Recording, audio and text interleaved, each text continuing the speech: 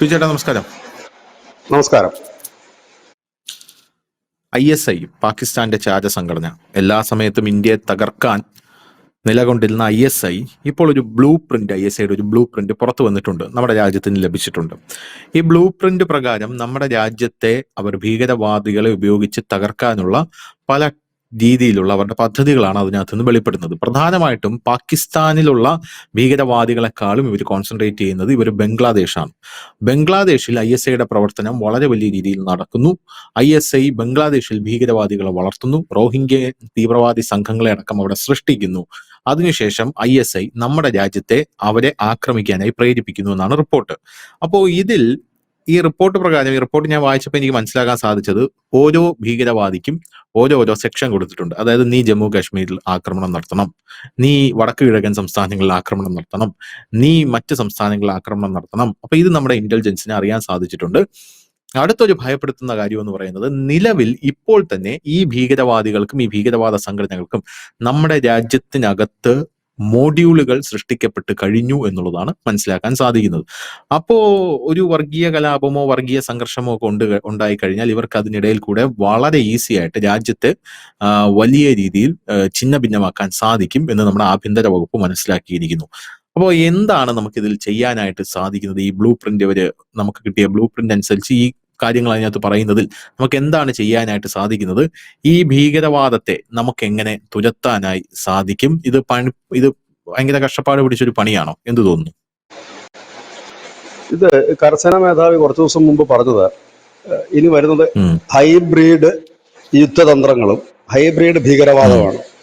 ഇപ്പോൾ അണിയറയിൽ ഒരുങ്ങുന്ന ഈ റിപ്പോർട്ട് പ്രകാരമുള്ള ഇവരുടെ ബ്ലൂ പ്രിന്റ് എന്ന് പറയുന്നത് ഹൈബ്രിഡ് ഭീകരവാദം എന്നാണ് ഇതിന് പറയുന്നത്. ഹൈബ്രിഡ് ഭീകരവാദം, അതായത് ഈ ദക്ഷിണേഷ്യക്ക് വേണ്ടിയിട്ട് ISIS ഒരു വിഭാഗം അതിനകത്ത് ഉണ്ടാക്കിയിരുന്നു.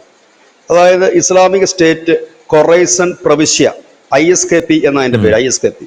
അപ്പൊ അവരുടെ അണ്ടറിൽ വരുന്ന രാജ്യങ്ങൾ അഫ്ഗാനിസ്ഥാൻ, പാകിസ്ഥാൻ, പക്ഷെ ഇന്ത്യ ഇല്ലായിരുന്നു. അഫ്ഗാനിസ്ഥാൻ, പാകിസ്ഥാനായിരുന്നു അവരുടെ ലക്ഷ്യം. കാരണം ആ താലിബാനൊക്കെ അധികാരം പിടിച്ച സമയത്ത് ഈ ISISന്റെ കുറച്ചൊക്കെ ശക്തി അഫ്ഗാനിസ്ഥാനിലുണ്ട്, ഇപ്പോഴും ഉണ്ട് അവർക്ക്. അതിനുശേഷം അവരെല്ലാം കൂടി ഇവരെക്കാൾ വലിയൊരു ഭീകരവാദികൾ അവിടെ അധികാരത്തിലേറിയപ്പം അവരെ ഈ ISIS എല്ലാം കൂടെ വന്നിട്ട് പാകിസ്ഥാനിൽ തമ്പടിക്കാൻ തുടങ്ങി. അപ്പോൾ അവരുടെ ഒരു പ്രത്യേക വിങ് ആണ് ഈ പറയുന്ന ഇസ്ലാമിക് സ്റ്റേറ്റ് ഖൊറൈസൺ പ്രവിശ്യ എന്ന് പറയുന്നത്, ISKP.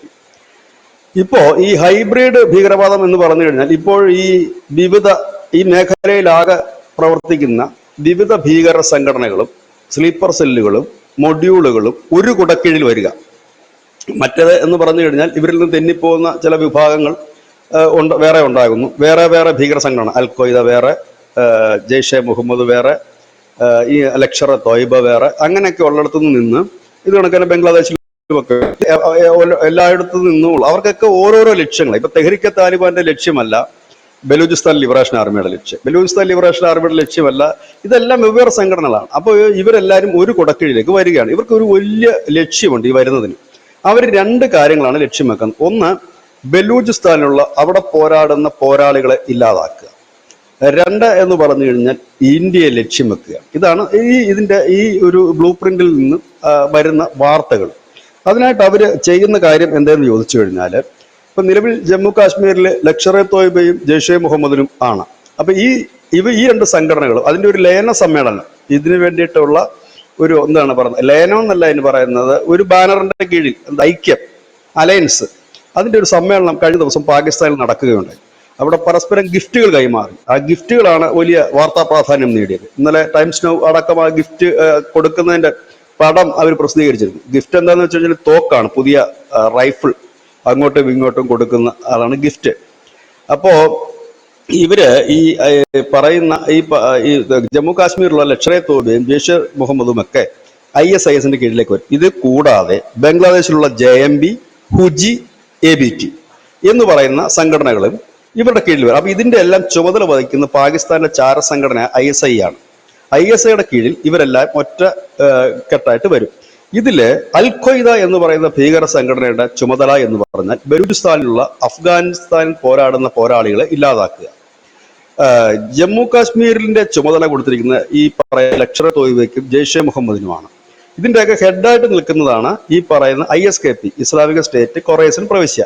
അതിന്റെ മുകളിൽ, എല്ലാത്തിന്റെയും മുകളിൽ ഇവരെ നിയന്ത്രിക്കുന്നതാണ് ISIS, അതേപറ്റി ഈ പാകിസ്ഥാൻ ചാരസംഘടന ISI.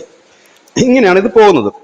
ഇപ്പോൾ ഇവർ ചെയ്തിരിക്കുന്ന കാര്യം എന്ന് വെച്ച് കഴിഞ്ഞാൽ, നിലവിൽ ഈ പറയുന്ന ABT, അതായത് ബംഗ്ലാദേശിലുള്ള ഭീകര സംഘടനയാണ് ABT നമ്മൾ മിക്കവാറും ഒക്കെ ഈ ചർച്ചകളിൽ ഇടയ്ക്ക് പറയാറുള്ള ഒരു പേരാണ്. ഈ ABTക്ക് വടക്ക് കിഴക്ക് സംസ്ഥാനങ്ങളുടെ ചുമതലയാണ് നൽകിയിരിക്കുന്നത്. നമ്മൾ ആസാമിൽ നിന്ന് 2017 ഇവരുടെ ചില ഭീകരന്മാരെ പിടികൂടുകയൊക്കെ ചെയ്തിരുന്നു. അപ്പോൾ വടക്ക് കിഴക്ക് സംസ്ഥാനങ്ങളിൽ പ്രശ്നങ്ങൾ ഉണ്ടാക്കാനായിട്ടാണ് ഇവരെ ഏർപ്പെടുത്തിയിരിക്കുന്നത്. JMB എന്ന് പറയുന്ന ബംഗ്ലാദേശിലുള്ള ഭീകര സംഘടനയെ പശ്ചിമ ബംഗാളിന്റെ ഭീകരപ്രവർത്തനം നടത്താൻ വേണ്ടിയിട്ട് ആണ് അവരെ ചുമതലപ്പെടുത്തിയിരിക്കുന്നത്. ഹുജി എന്ന് പറയുന്നത്, അതാണ് നമ്മൾ കുറച്ചുകൂടി ഭയക്കേണ്ടത്. ഹുജി എന്ന് പറയുന്നത്, നമ്മൾ മുമ്പ് ഒരു ദിവസം, അധികം എനിക്ക് തോന്നുന്നു ഒരാഴ്ചക്ക് മുമ്പ് ഈ ഹുജിയെ കുറിച്ച് ഒരു വലിയ ചർച്ച നടത്തിയിരുന്നു എന്നാണ് എൻ്റെ പ്രേക്ഷകർ ഓർക്കുന്നുണ്ടാകും. അത് ഈ ഹുജിക്ക് ഏറ്റവും വലിയ കോണ്ടാക്റ്റുകളുള്ള സ്ഥലം ഇന്ത്യയിലെ ദക്ഷിണേന്ത്യയാണ്, കേരളം അടക്കം. ഇപ്പൊ കേരളത്തിലടക്കം ഹുജിക്ക് മോഡുകൾ, അവരുടെ പ്രത്യേക തരം മൊഡ്യൂൾസ് വർക്ക് ചെയ്യുന്നുണ്ട്. സ്ലീപ്പർ സെല്ലുകൾ നിലവിൽ ഹുജിക്ക് വർക്ക് ചെയ്യുന്നുണ്ട്. അപ്പൊ അവരെ ചുമതലപ്പെടുത്തിയിരിക്കുന്നത് ദക്ഷിണേന്ത്യയാണ്. ഇനി എങ്ങനെയാണ് ഇത് ഹൈബ്രിഡിൽ പ്രവർത്തിക്കുന്നത് ചോദിച്ചു കഴിഞ്ഞാൽ, ഒരു മുകളിൽ നിന്നൊരു നിർദ്ദേശം വരികയും അതിനനുസരിച്ച് ദക്ഷിണേന്ത്യ കേന്ദ്രീകരിച്ചുകൊണ്ട് പഹൽഗാം മോഡൽ ഭീകരാക്രമണം നടത്തുക, ഇതേ സമയം തന്നെ ജമ്മു കാശ്മീരിൽ ഭീകരാക്രമണം നടത്തുക, വടക്ക് കിഴക്കൻ മേഖലയിലും വെസ്റ്റ് ബംഗാളിലും ഭീകരാക്രമണം നടത്തുക. അതായത് ഒരേ സമയത്ത് അടുപ്പിച്ചടുപ്പിച്ച് ഇത് നടത്തുക. അപ്പോഴേക്കും ഇന്ത്യൻ സൈന്യത്തിന്റെയും ഭരണാധികാരികളുടെയും ശ്രദ്ധ രാജ്യത്തിനകത്ത്, അതായത് ഇന്ത്യക്കുള്ളിൽ തന്നെ പലയിടത്തായിട്ട് ചിന്നിച്ചിതറിപ്പോവും. ഇതിൽ എവിടെയാണ് ചെയ്യേണ്ടത്, എന്താ ചെയ്യേണ്ടത് എന്ന് അറിയാൻ മേലാതെ നിൽക്കും. അപ്പം അപ്പോൾ തന്നെ പാകിസ്ഥാന് വലിയ രീതിയിൽ ഇന്ത്യയിലേക്ക് ആക്രമണം നടത്താൻ കഴിയുമെന്നാണ് ഈ റിപ്പോർട്ടിൽ അവർ പറയുന്നത്. കാരണം പാകിസ്ഥാൻ ഒരു വലിയ നാണക്കേടാണല്ലോ ഇപ്പൊ വരുത്തി വെച്ചിരിക്കുന്നത്, ഇപ്പൊ നമ്മൾ കൊടുത്ത അടി.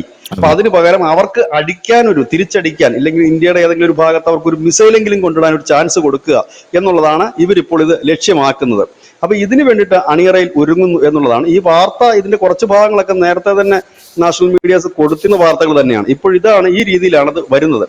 അപ്പൊ നമ്മുടെ ഈ പറയുന്ന നമ്മുടെ സൈനിക മേധാവികളൊക്കെ പറഞ്ഞ 2.5 എന്ന് പറയുന്നത് വെറുതെ അല്ല, അതുള്ളത് തന്നെയാണ്. ആ 5% ഹൈബ്രിഡ് ഭീകരവാദമാണ് എന്നുള്ളത് നമ്മുടെ കരസേനാ മേധാവി പറയുകയും ചെയ്തു. ഇനിയുള്ളത് ഹൈബ്രിഡിന്റെ ഒരു പുതിയ വേഷമാണ്. ഈ ഹൈബ്രിഡ് എന്ന് വെച്ചാൽ ഇതാണ്, ഒരു തലവന്റെ കീഴിൽ ഇതിനെ എല്ലാം കൂടെ സംയോജിപ്പിച്ചുകൊണ്ട് ഒരിടത്ത് നിന്നൊരു ഉത്തരവ് വരുന്നു. അതിനനുസരിച്ച് വിവിധ ഇടങ്ങളിൽ ഈ ഭീകര സംഘടനകളെല്ലാം അവർക്ക് ഏൽപ്പിച്ചിരിക്കുന്ന ചുമതലകൾ നടത്തുക.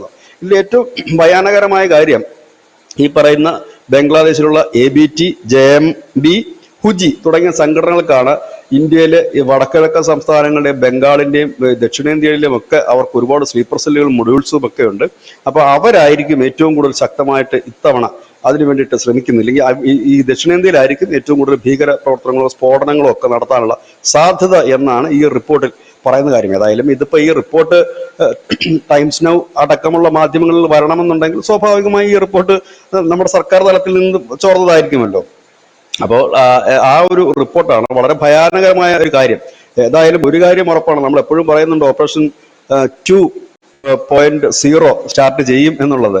ഏതാണ്ട് അവരും ആ രീതിയിലേക്ക് തന്നെയാണ് പോകുന്നത്. കാരണം അവരും അതിനുള്ള ഒരുക്കങ്ങൾ അതുകൊണ്ട് കൂടിയാകണം. കഴിഞ്ഞ ദിവസം നമ്മുടെ കരസേനാ മേധാവി പറഞ്ഞു, പഹൽഗാം പോലെ ഇനി ഒരു ഭീകരാക്രമണം ഇന്ത്യയിൽ ഉണ്ടായാൽ പാകിസ്ഥാൻ പിന്നെ ഭൂപടത്തിൽ പോലും ഉണ്ടാകില്ല എന്ന് അദ്ദേഹം എടുത്തു പറഞ്ഞതും ഈ ഒരു റിപ്പോർട്ടിന്റെ അടിസ്ഥാനത്തിലായിരിക്കണം.